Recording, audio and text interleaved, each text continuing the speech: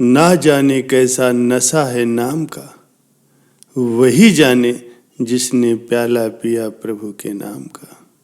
प्यारे सज्जनों, कोई कोई ही ऐसा होता है जो मालिक के लिए तड़पता है, जिसके अंदर प्रभु के दीदार की तड़प होती है, लगन होती है। अगर अंदर तड़प हो और उस परमपिता परमात्मा को देखना हो तो उस तड़प के लिए समय लगता है। तो वो ऐसी जगह पहुंचता है जहां पर उसे परमपिता परमात्मा के नाम की चर्चा सुनाई पड़ती है, जिसे कि हम सत्संग कहते हैं।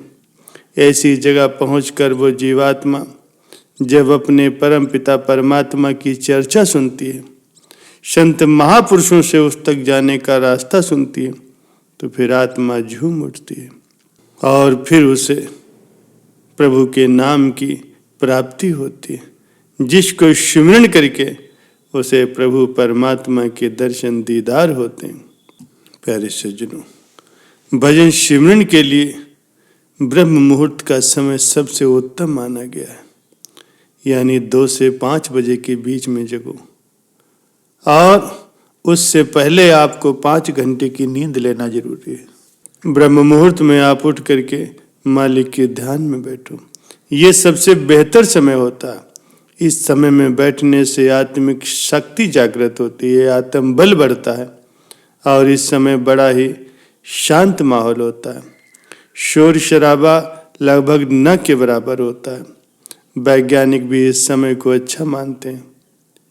24 घंटे में ऑक्सीजन की मात्रा अगर किसी समय सबसे अधिक पाई जाती है तो वो यही ब्रह्म मुहूर्त का ही समय है। वैज्ञानिक भी मानते हैं कि रूहानियत में आदिकाल से ही ये खोज हो चुकी है कि ब्रह्म मुहूर्त का समय जो 2 से 5 बजे का समय है, ये सर्वोत्तम है।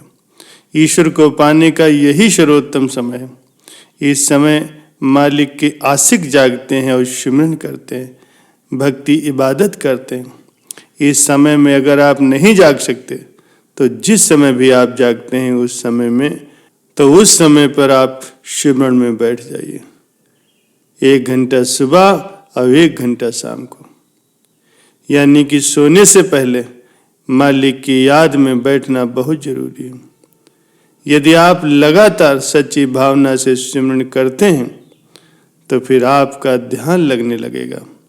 आप सच्ची लगन से ध्यान सिमरन करो। ये न हो कि आप सिमरन पर बैठे हों और आपका ध्यान कहीं और है। जब आपका ध्यान जमने लगेगा तो फिर सिमरन चलने लगा और जैसे जैसे आप सिमरन करते जाएंगे आपकी जीवात्मा अंदर की चढ़ाई शुरू कर देगी। शरीर के अंदर ही अजीबोगरीब परिवर्तन होंगे। वो बुराइयां जिनमें आप लज्जत महसूस करते थे आपको अच्छी लगनी बंद हो जाएंगी और वो भलाई जिसको आप फिजूल का समझते थे आपको वास्तविकता लगने लगेगी। आपके अंदर सच्ची भावना पैदा होगी, आपका हृदय परिवर्तित होगा, दया रहम के लक्षण आएंगे। दुनियावी कामों में आप तरक्की हासिल करेंगे और मालिक की याद में भी आपका मन ठहरने लगेगा। फिर समय गुजर जाएगा और निरंतर अभ्यास से आपकी आत्मा अंदर ही अंदर बढ़ने लगेगी, शरीर में ऊपर को चढ़ने लगेगी। इसमें कईयों को ऐसा महसूस होता है कि जैसे कोई चींटी शरीर के ऊपर की ओर रेंग रही। दूसरे कुछ सज्जनों का यह भी अनुभव है कि लगता है कि यह शरीर शिथिल होता जा रहा। शिथिल यानी कि जैसे हल्का फुल्का, यानी शून्य सा होता जा रहा। ये लक्षण हैं आत्मा की चढ़ाई के, पर ये किसी किसी को हुए अनुभव होते हैं, लेकिन ज़्यादातर इसे महसूस नहीं करते। आत्मा आगे बढ़ जाती है और जब आत्मा उस जगह पर पहुंचती है जहां आगे दरवाजा बंद होता, क्योंकि 9 दरवाजे हमारे शरीर के खुले हैं, 2 कान, 2 आँखें, 2 नाक, 1 मुंह और 2 इंद्रियां। ये 9 दरवाजे हैं जो खुले हैं। 10वां दरवाजा दोनों आँखों के बीच नाक के ऊपर ललाट अर्थात माथे की जगह पर है, ये बंद है। जब जीवात्मा सिमरन के द्वारा इस जगह पर पहुंचती है तो यह दरवाजा खुलता है। इस दरवाजे पर पहुंचने से बहुत ही सुख का एहसास होता है, बेशुमार लज्जत, चुंबकीय खिंचाव और ऐसा सुख जो भुलाए नहीं भूलता। यह आत्मा के सिमटने का विशेष अनुभव, क्योंकि आत्मा रोम रोम में शरीर में उलझी हुई है। हमारे शरीर में हर जगह से आत्मा की वजह से सब कुछ चल रहा है। शरीर में से आत्मा को निकालना, मन इंद्रियों में से उसे निकालना बड़ा ही मुश्किल है, जो कि समय और धैर्य का काम है। यानी धैर्यवान इंसान ही ऐसा कर सकता है, पर सिमरन के बिना निकलना असंभव है। योग के द्वारा कुछ हद तक ऐसा संभव हो सकता है, लेकिन जो पहुंचे हुए हठ योगी होते हैं वो भी 10वें द्वार से आगे नहीं बढ़ पाते। 10वें द्वार में प्रवेश करते ही जीवात्मा को त्रिलोकीनाथ यानी महाकाल के दर्शन होते हैं। ये वो अवस्था है जहाँ बड़े बड़े योगी रुक जाया करते हैं, क्योंकि उसमें भी बहुत से सूर्यों का प्रकाश है, यानी ऐसा नूरानी प्रकाश जो कहने सुनने से परे है। वहाँ के नज़ारे अजब व गजब हैं। अगर आप खूबसूरती की बातें करें तो ऐसे खूबसूरत इंसान जिन्हें परियां कहा जाता है वहाँ पर विचरण करते हैं, नृत्य करते हैं। ऐसा मधुर संगीत वहाँ चारों तरफ गूंजता है जो मन को मोह लेता है। इतनी खूबसूरती कि जिसकी आप कल्पना भी नहीं कर सकते।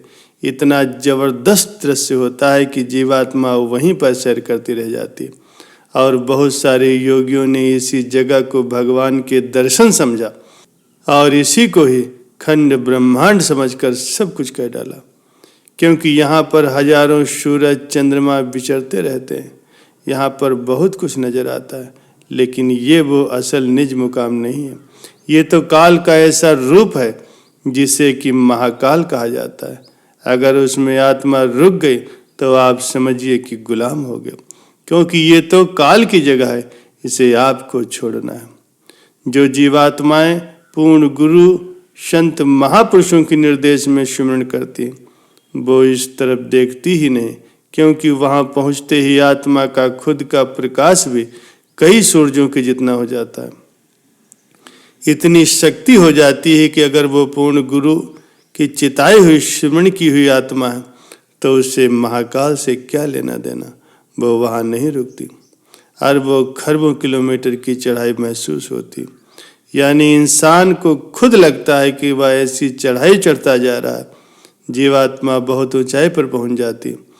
वहाँ पर एक ऐसा रास्ता है जो बड़ा ही बारीक है, बड़ा ही तंग है। उस रास्ते पर अगर मालिक के नाम का सिमरन किया हुआ अभ्यासी है तो वो जा सकता, वरना वो नजर ही नहीं आता। वहाँ से भी जीवात्मा नीचे चली आती है और फिर वहीं आकर के महाकाल के चक्कर में फंस जाती है।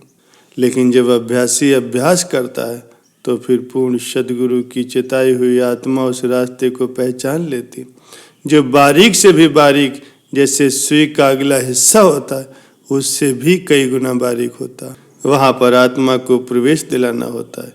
ये भी बड़ा ही जटिल और मुश्किल काम है, लेकिन जिसने सिमरन किया होता है, अभ्यास किया होता है, वो बेधड़क बेपरवाह होकर के उसमें प्रवेश कर जाता है।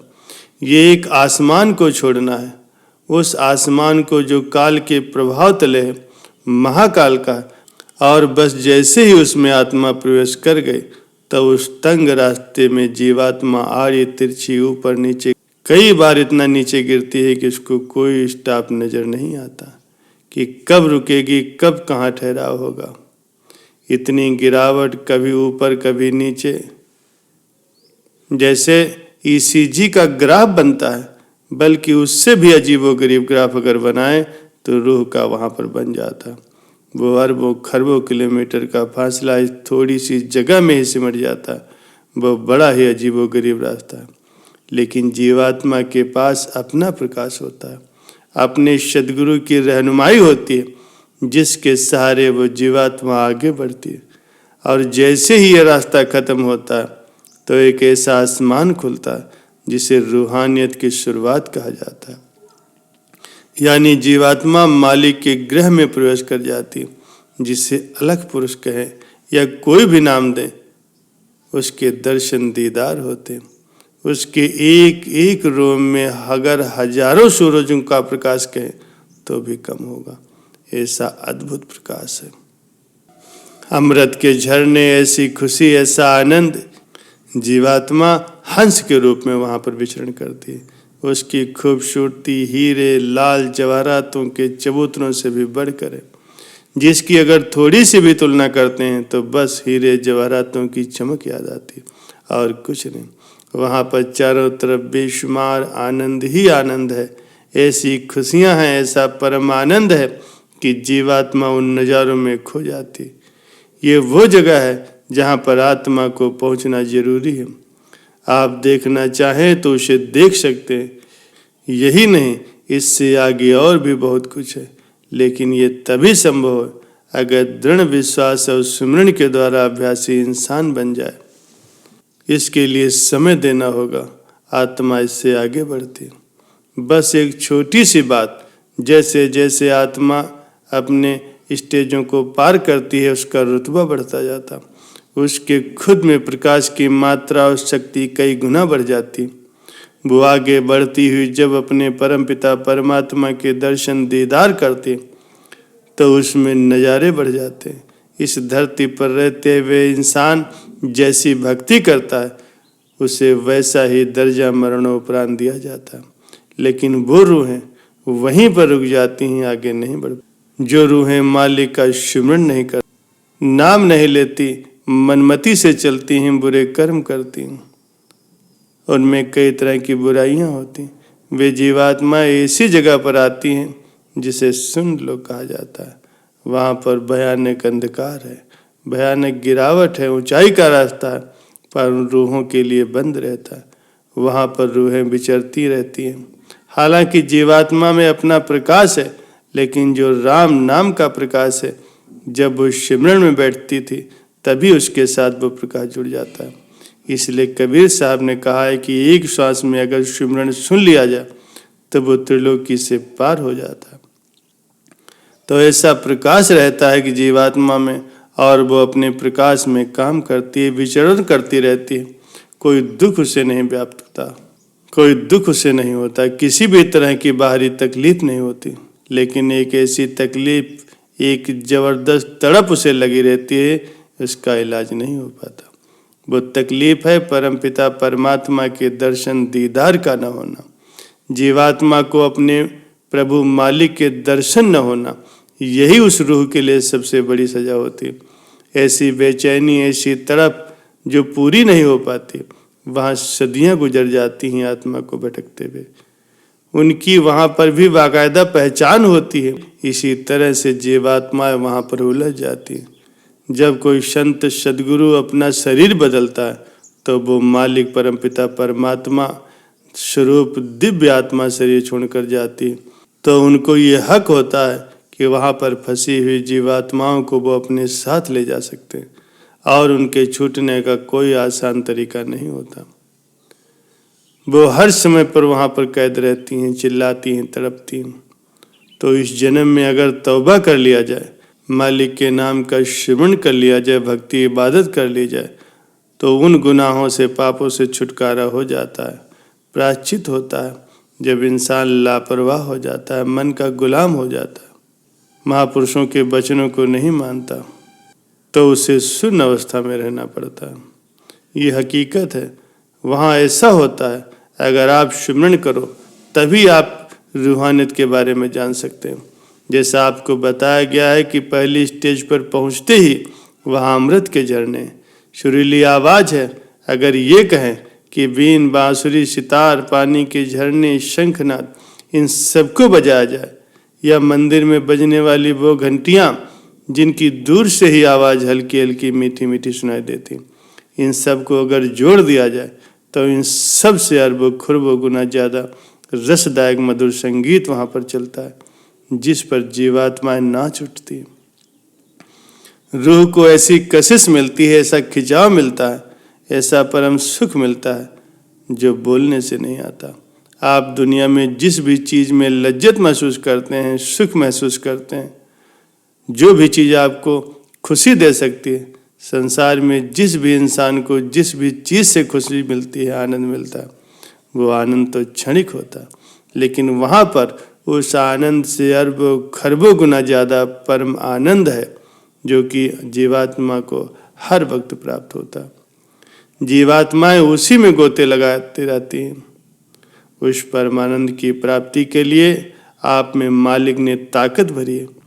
आप उसे इस्तेमाल लाते हो या नहीं, ये आप पर निर्भर करता है। प्यारे सज्जनों, इसलिए मालिक के नाम का ज़्यादा से ज़्यादा सिमरण करो, उसकी भक्ति इबादत करो, तभी आप इन मंजिलों को हासिल कर पाओगे।